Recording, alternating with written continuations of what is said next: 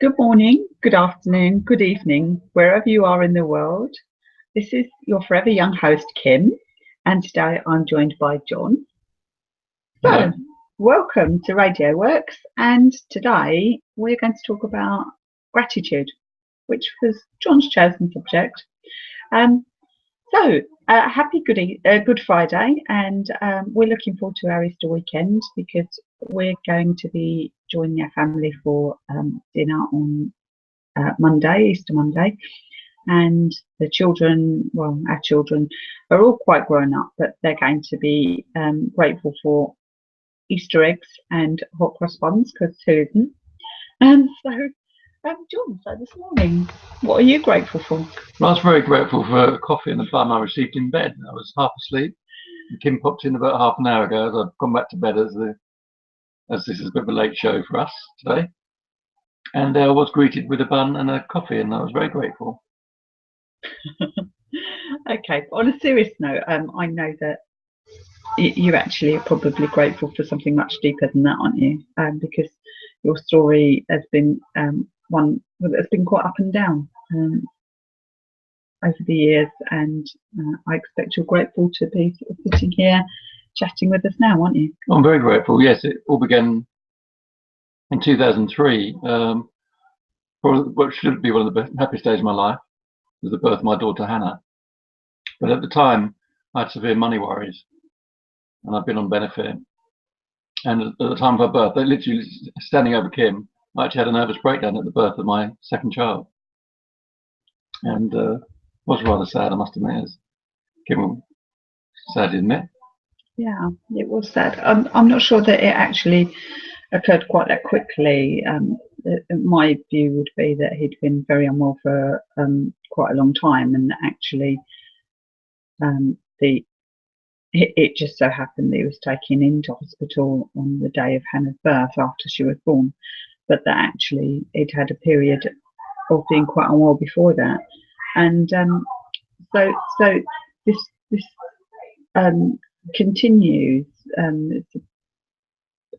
It's something that John has to live with now. It's being unwell, and so actually he has to take medication to keep himself well at times, and other times he can come off of medication for a little while, but he then has to go back onto it again. I'm very grateful that there is medication out there that can help him, because things can be very, very difficult when he's not on the medication. So anyway, I'm grateful that John is well enough to be here with us today.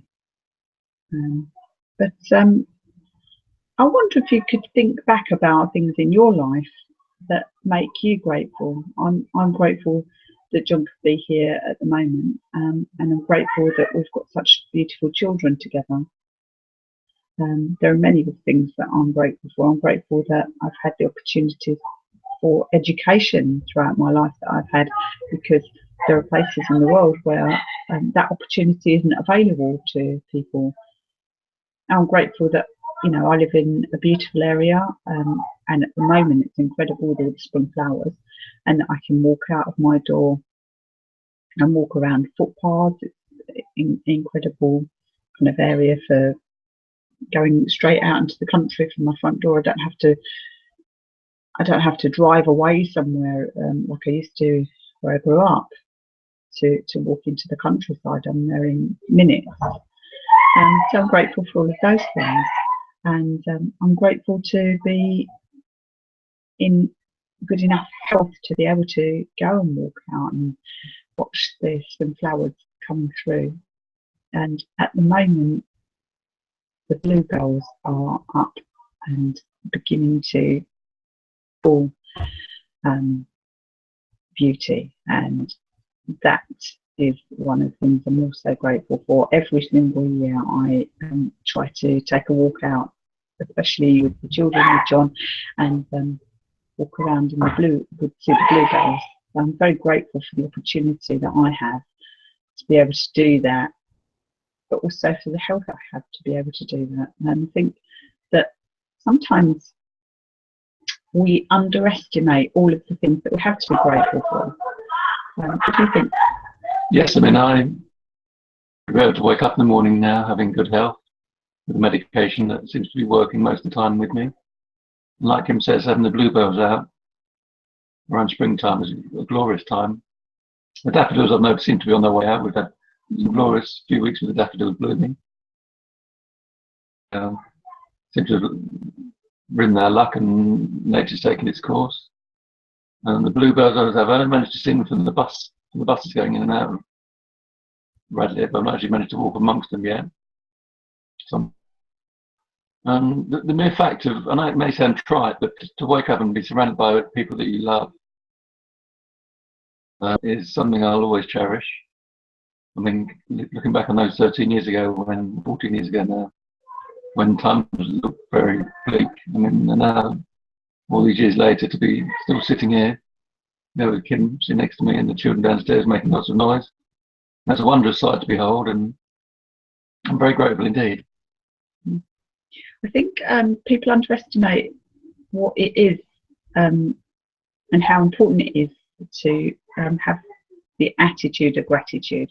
John and I have a friend who is on Facebook, and she does a thing on Fridays where she everybody talks about what they're grateful for, and it's actually quite important for your soul, for you to remember, for your spirit, for your for your mind, whatever, to remember all of the things you're grateful for, because I think it's very easy in this world to kind of get caught up in all of the things that we're not very grateful for, like not turning on, or the traffic being horrible. And poor dear Marina, who I'm very grateful to have in my life, this morning was stuck in traffic and has no mic to get onto the computer with us this morning. And the thing I know about Marina is that she's sitting there and she's smiling as she's listening, and she isn't thinking, oh, why was the traffic so awful? Why did my phone run out of charge? She's thinking, these things happen, and they lead to places we don't know we need to go quite often. And I know she sees everything that other people will see as a challenge or an adversity as some way to get to somewhere new. It's a door opening, or something, this isn't the right path for you, and maybe this time you need to take this other path. And I think a few weeks ago, Marina was talking to me, and we were discussing the book I wrote. I wrote a book between 31st of January, and I got the manuscript over to Marina, and she sent it to the publisher because she needed to write the foreword for it. And that book, which I have a copy of here, my book, and I wrote this book partly as a tribute to Marina. But the thing is, to be the next book I wrote, this book was not even on my agenda. I hadn't even thought about this book. And the book that I was going to be releasing was supposed to be an advanced guide to, an advanced guide to skincare. It's a follow-up to my previous book about skincare. I'm talking about all the advanced treatments and things that I've learned doing my first book, because I became interested in them then, and I had the whole kind of book planned out, and I'd sat and I'd done some talked on similar kind of events to this, and people were invited to come listen if they wanted to. And I created all the chapters, and I was supposed to get transcripts of them, and the transcripts didn't work. Now, this is very unusual. Marina's done this dozens of times with different people, and so the fact that the transcripts came back, and they were just junk, it was nothing, there was half a page of gobbledygook, nothing at all really, and we didn't really know what would happen, but it's fine because I've got the tape, so I can type them up from those, and it will be okay. So I started doing that, and the book would have been published on time if I'd have carried on doing it. This other book hit my radar, and I decided this one was important to do straight away, so I did. And so I hadn't really thought about the fact that the manuscript had gone wrong. Said that she wondered why it happened, and that when she knew I was writing this other book, she thought, "No, that's why." And the new book, she believes is I needed to write that book, and that's why the other one didn't happen. So it will happen eventually. I'm going to finish that book, despite being told I shouldn't write any more books, but we won't talk about that. So yeah, so sometimes the reason that we're a curveball, as it were, is to encourage us to go a different way to the way we were going, and sometimes that takes us on an exciting path we didn't know existed. And for me, okay, it was a book, and that was my exciting path. But sometimes when I'm out walking, I'll take a footpath, and I don't always know where they lead, but I kind of figure that there's a limited number of spaces that they can turn out, because we're surrounded by roads. We're not. I don't live in absolute outback or anything like that. It's actually Hertfordshire. It's motorways everywhere. There are roads everywhere. So I'll come out eventually somewhere without being too far away from home. So it's like perfectly safe to take a random footpath, and these can lead to some exciting places. And it talks about starting with the end in mind, and that's really important, because if you don't have an end in mind, you're probably not going to start, and you're not going to start walking. But actually, somewhere along the road there will be diversions. Somewhere along the road there'll be some traffic in your way, and somewhere along the road you won't end up at the point you expected to end up, because our journeys never go in a straight line. We don't live on Roman roads, and our lives are not on Roman roads. And John, in point of fact, his life is definitely not a Roman road. His is definitely a winding country lane, between being very, very unwell and being better, and being able to kind of negotiate. But all of our paths, although John's might kind of go up and down more than ours, all of ours do go up and down a bit, and sometimes they do hit, like children being born, or amazing news happening to us, or amazing holidays, and sometimes they hit terrible lows, like bad news about their health or somebody else's health, or losing somebody, and so none of us have got a straightforward path, and so we can't plan for every eventuality, but that shouldn't stop us walking along the path. And just because sometimes we have to take a diversion, we don't quite know where it's going to take us. Sometimes it will take us to somewhere better than we expected to arrive in the first place. So with that in mind, we always have to be grateful for every new door that opens and every new opportunity that comes, and for the good times. And we have to say thank you to the bad times if they led us to good places. So that's our good news for today, is that we think you should be saying thankful for some things and showing some gratitude for some things that have been happening in your life. And one of the things I'm really grateful for at the moment is my wonderful friend Marina, who you all know, is helping me and partnering with me on an event. And we're going to be, well, in fact, the person who's going to be partnering with me on stage is wonderful Neslie Watson-Drew, and we're going to be talking at the event. Neslie in particular is going to be speaking for an hour and a half, and we're doing some wonderful training.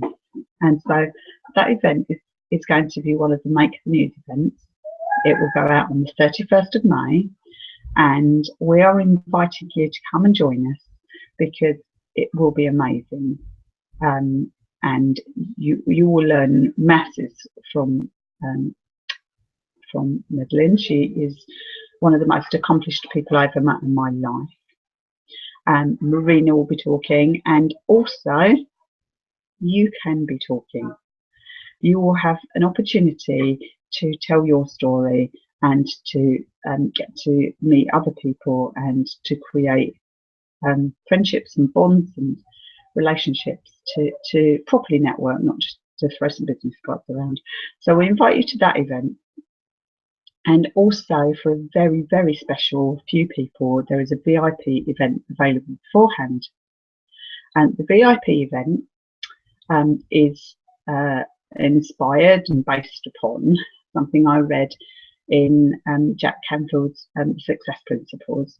And he recommends you go away and do this. So I'm not just stealing his idea. He says go and do this. So the idea is that you choose a date 5 years in the future, and you imagine all of the things you want to have occurred in that time. You kind of plan, what do I want to have happened to me in the next 5 years? Where will I be? What exciting stuff will have happened to me? What awards will I have won? You know, met? What articles have been written about me? Have I been interviewed on TV? All kinds of amazing things. Doesn't matter what. Have I been to the moon? It does not matter what it is. But as long as you can imagine it, and that you think, immerse yourself in that idea, then you can come along to that day, and there'll be a link up for you to join our VIP event. We're going to be going to a nice hotel, a very smart hotel in London somewhere, possibly Horseglass Parade, where we've had a previous event with Marina at the Radio Works Awards, or possibly another nice hotel. And we're going to have afternoon tea, and we're going to immerse ourselves in us, in the you of 2022 and the me of 2022. You're going to immerse yourself. You're going to bring props with you, so you might have a newspaper article about you. These are things that are going to happen between now and then. You can include things that have happened recently if you want to, but you know, bring mock-ups of things, bring awards, have people, you know, articles about you being interviewed, or anything you like to kind of feed into that idea of what you will be in 2022. And so the you of 2022 will have afternoon tea with the me of 2022 and other people. And this is a very powerful tool for helping you to visualize. It's not reliable on its own, but it's really, really powerful. People that have done this have gone on to achieve amazing things. Susan Jeffers, who wrote Feel and Do It Anyway, it talks about doing this. She hadn't even got a book deal, but she got her book deal after doing this event. So I encourage you, if you think this is for you. And oh, sorry, I forgot to say that after the afternoon tea, we're going to get into limousines, and we'll be taken to the